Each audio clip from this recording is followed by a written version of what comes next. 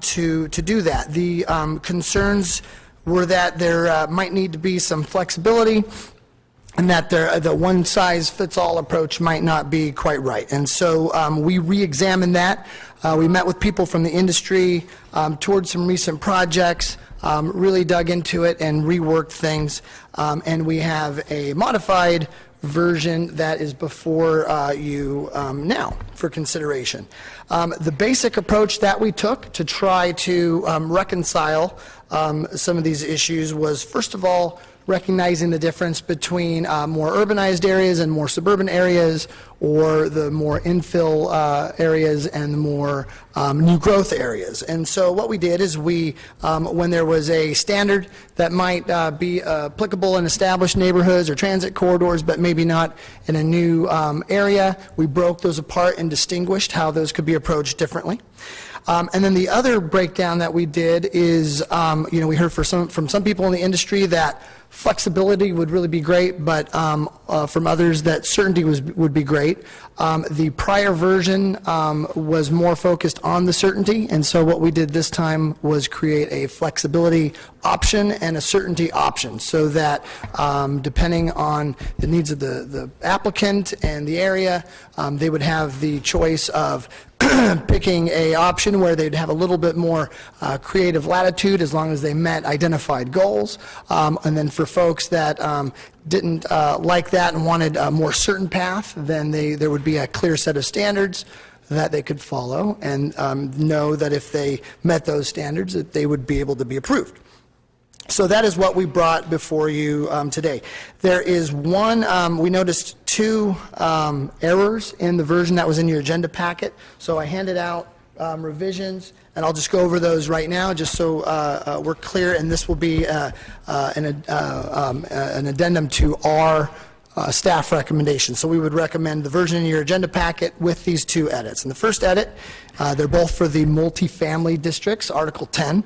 The first one is relating to window design, item C, window depth. In the priority areas, which is the terminology we're using for the infill areas, it would be required, and in outside of the priority areas or the more suburban areas, it would not be required. That was a mistake.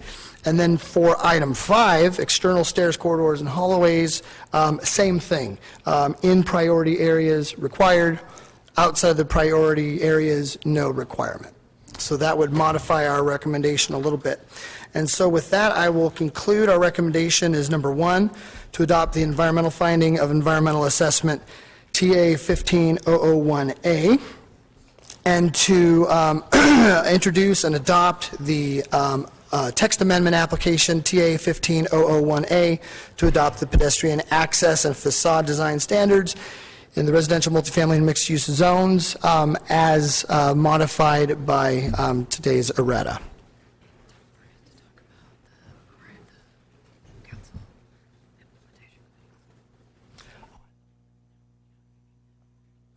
One other point of clarification we wanted to offer is procedurally how this new process would interact with established design review and council implementation committees that we have.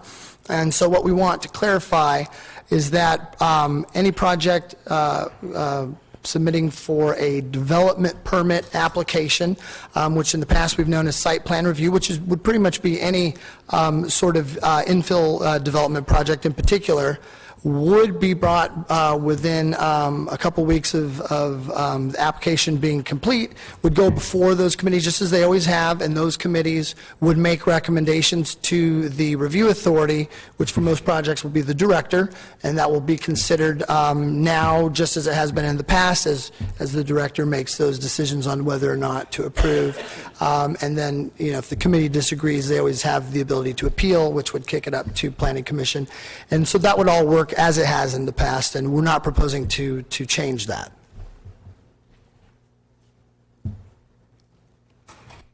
And that concludes my presentation. I'm happy to take questions. All right.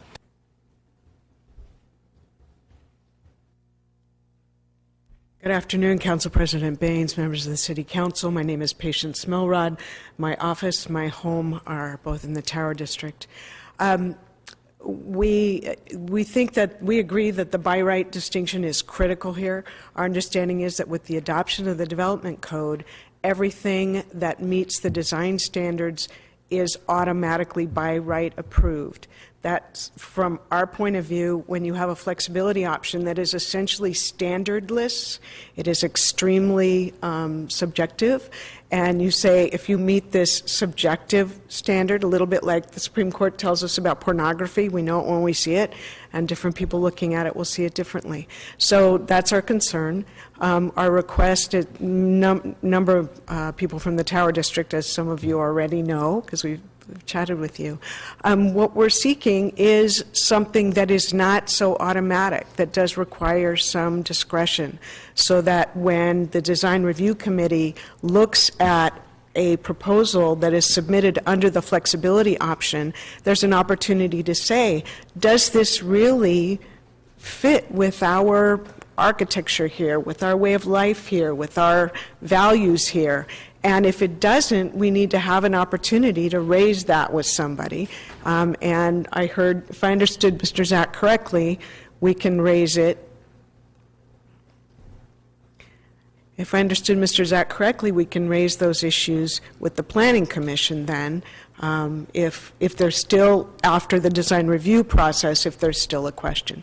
That is really important to us. It's also really important to us that notice be general, and that, I started to say cases, that projects that are being submitted under the flexibility option, that they all go to design review. For some reason lately, not all issues have made their way to design review, and that's of concern to us. And when design review has commented, those comments haven't always been taken into consideration. So we do want to preserve the integrity of that process, because it represents democracy at its very most basic level. So we think that's really important, and we would request that you adopt the changes. Well, we don't really like the flexibility option, but if you're going to do it, please make sure, don't make it too hard for those of us who are volunteers, who live in our neighborhood and want to protect our neighborhood. Don't make it too hard for us. Help us participate and help us work with the developers. So thank you very much. We appreciate your time and your consideration.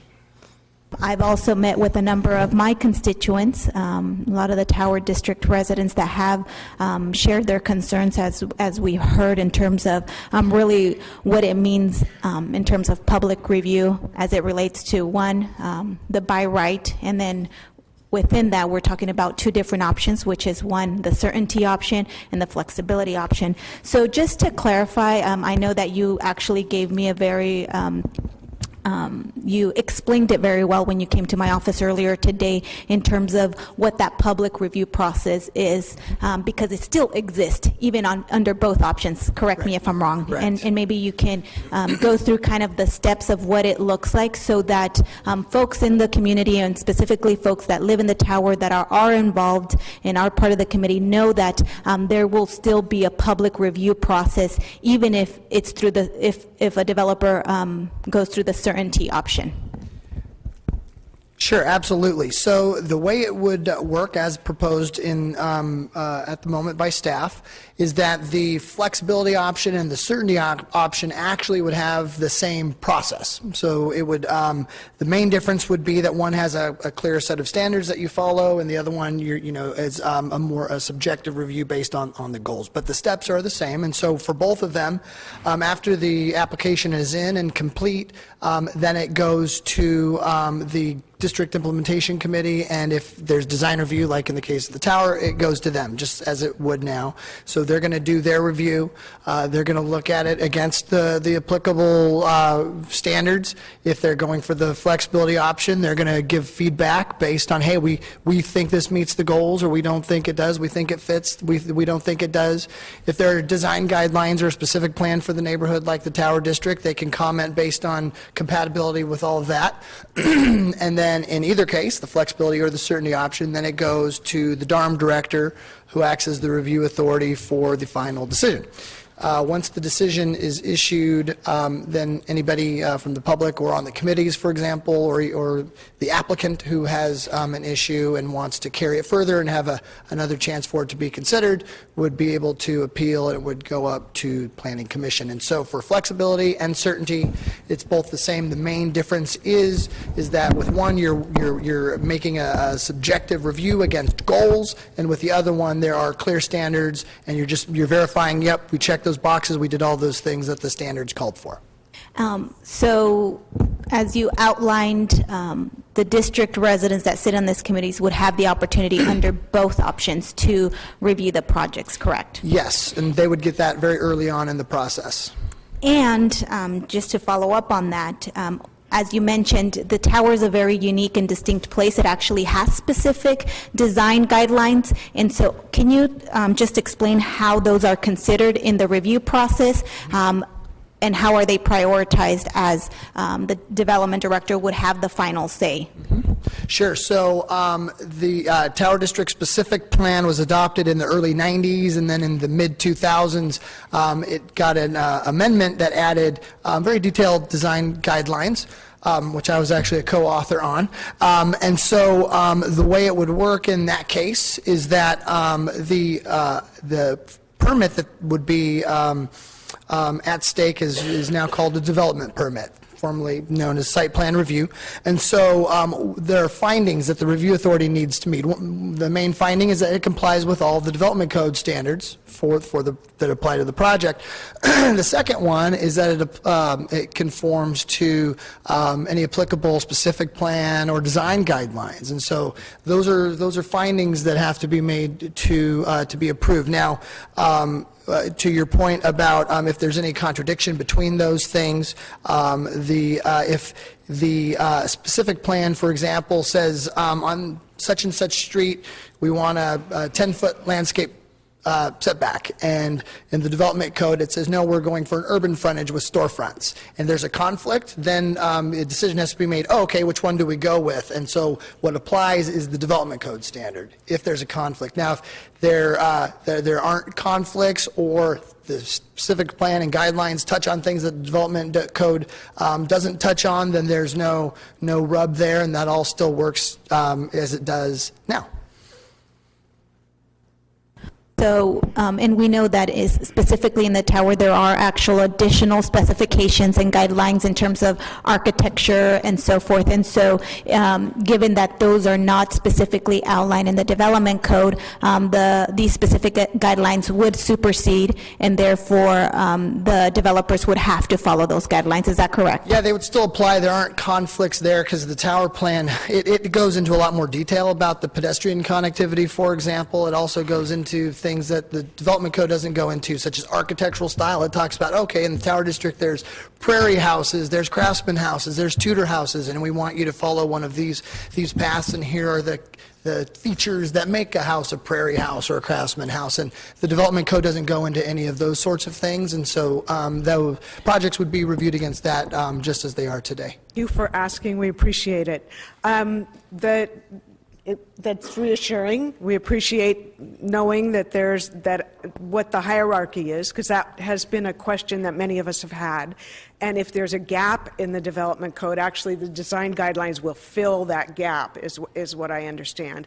And the project will be measured against the design guidelines as if they were standards in the development code, and that's very reassuring to us. The only other things that we are hoping for are a guarantee of notice to the neighborhood. So, and that can be done by email. We can facilitate that, make sure that the department has a list, but we would want to make sure that people were aware. And that's the principal thing. That's the other piece of it, so that people are not just the design review committee, but also those who have expressed an interest in ongoing development questions, that we would be able to attend those meetings if we were interested in the question. Can you talk about the public notice component as it relates to this process?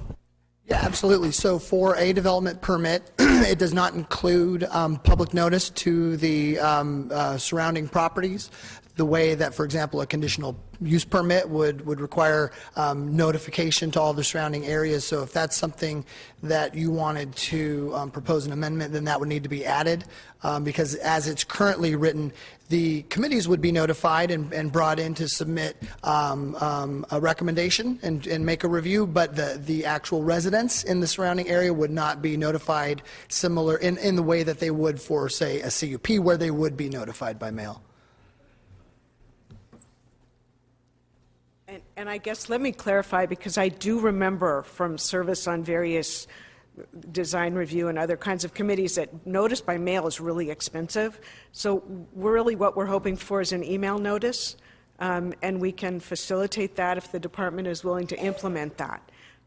So we'll, you know, we don't see a need to send us all something with a stamp on it, but we would like there to be an email notification list, and really it's a matter of like clicking the button and sending the thing, the attachments. So that's really our request. If that's feasible, we would appreciate it. Dan, could we potentially do that? Create an email list of residents in the tower that would like to receive notices. So rather than mail, you know, these public notices, have a kind of an opt-in. Yes, So and we that- wouldn't need to codify that. The committee agendas are public, and so we can, email them out to people who make us aware that they want to. So I'd like to make a motion, at least for the tower, for our tower committees, that we would notify by email to those residents that opt in for public notification on top of whatever. Yes, Patience? Okay, so what is your suggestion as it relates to email notification? If the developer is proposing not to use the flexibility option, but to use the certainty option, we're less worried about getting notified. So if the department would tell us that the developer wants to use the flexibility option, then that's the one where we're really going to want to be paying attention and participating. So if that lightens the burden, then good. If it's more complicated to figure it out, but we would like the notice to say this developer is proceeding either under the certainty option or under the flexibility option. So, you know, that'll be our, like, oh my, we have to really pay attention. So if that's feasible, I don't know what's administratively feasible. We don't want to add a burden. And let me just, you can come on up, Jennifer, but I just want to remind Councilman. Just make an amendment for the flexibility option that specifically says that the flexibility option needs to be publicly noticed in a certain way.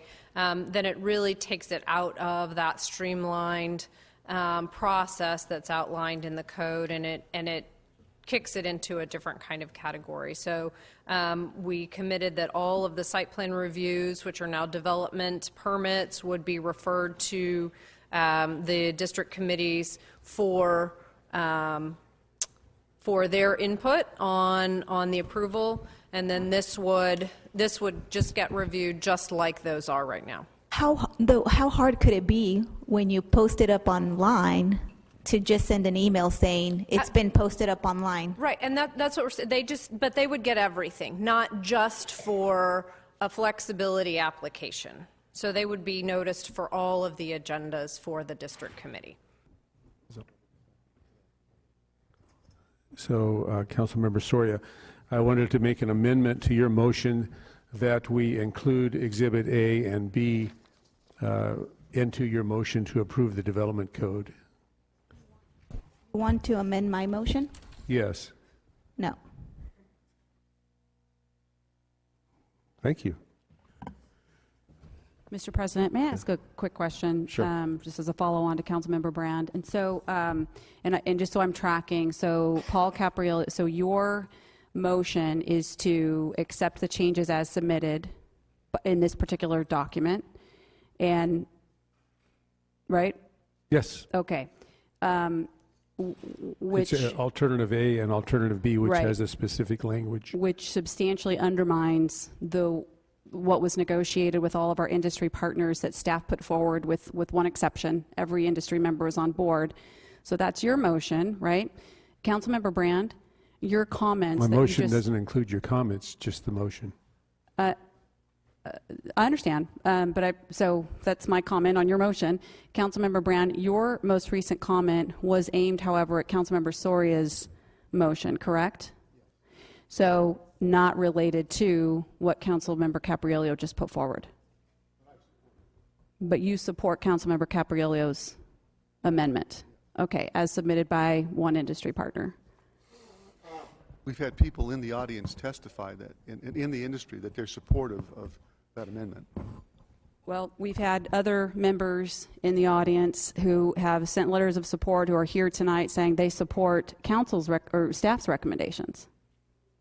Ultimately, it's subjective, and this is an opinion based on what I believe to be moving forward in the city to make it easier to move forward. And, you know, the example that Granville provided, these downtown complexes that I've seen myself that are innovative, they've been a pioneer and a catalyst into downtown development, and these complexes wouldn't even be permitted the way it's built right now. So I think adding this to me is a benefit to the city. Yeah, thank you. We certainly got solid feedback from members of the industry who acknowledge that it's time to turn up the volume on standards, and that standards are actually a good thing. And I actually reject the notion that these downtown projects could not have been done. I think they could have easily been adjusted to be completed with staff recommendations.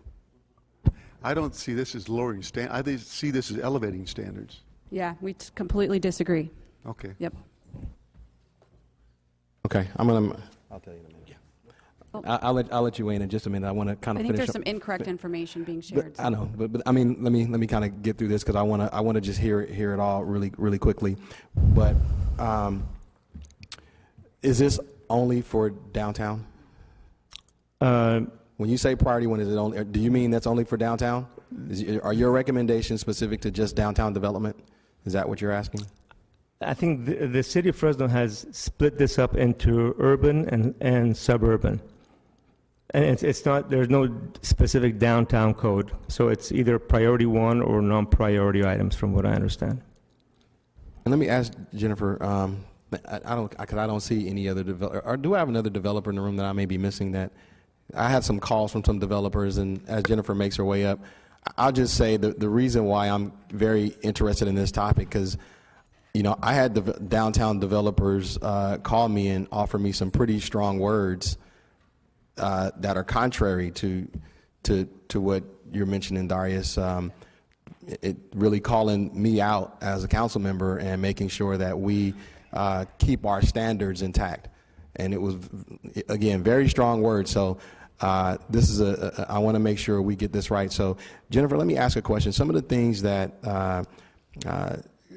Darius, who's representing Granville, was mentioning, can any of these issues be addressed in the flex option? Yes. Because that was my understanding, is that the issues can be addressed in the flex option. Right. We wanted really to have the ability for someone to come in and check all the boxes and say, yep, I'm done. It goes through the standard review process. Or, you know, I have a unique site. It's in a unique location. Maybe it's downtown. It's more urban. Maybe it's in the tower. It's got a special design criteria that we'd really like to see there. And I can't tick all the boxes, but I can meet all the goals. I can meet the conformity with the surrounding neighborhood. I can meet the walkability. I can meet a good quality design standard. And so I'm going to present a unique design that fits that particular standard. And again, it would still go through the same process, still meet the same timelines. These are still both very fast track.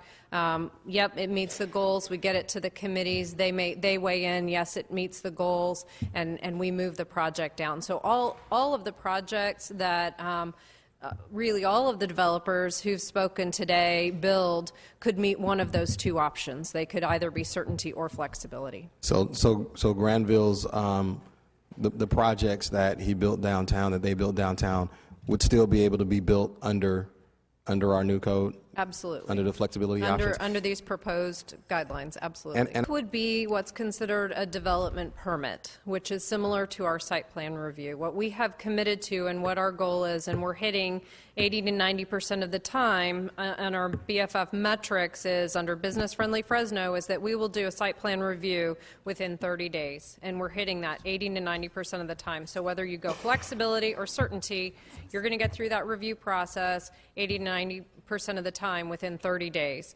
And so, you know, the key is for us is to get that feedback back to them very quickly, for the committees to get the feedback to us very quickly to say, yes, it meets the goals, or no, it doesn't, and move it on. Not spending a lot of time negotiating like you do with a conditional use permit. That is where you lose time. Conditional use permit is very subjective and has a lot of ability for us to ask for things and the developer to ask for things and different committees to it either meets the goals or it doesn't, and we move on. And quite frankly, with Councilmember Soria made a motion, and in one of her motions, she basically said that, listen, if we already have a standard that's been approved before, then it should immediately go into the, you know, quote unquote fast track hopper or what have you. So if it checks all the boxes in the past, then you have a similar design. Possibly. I do have one concern on that, and well, I don't want to get into the Okay, concern go just ahead. right now, but I Yeah. want to say I think, you know, in the global scheme of things, without getting too far down in the weeds, it's clear to me that we're moving in the direction to making these projects easier. Thank you, Jennifer. And in the spirit of that, as I kind of have gone, you know, look at the attachments A and B and all the red ink. What I just found out, what we all just found out together, is that all your projects could still happen, and we're moving in the direction as a council to allow unique flexibility for all the projects. And because I'm not exactly sure how all the red words in here change, I don't know if I can be supportive of that today. Because I think we're already there. I think we're accomplishing everything we want to accomplish already.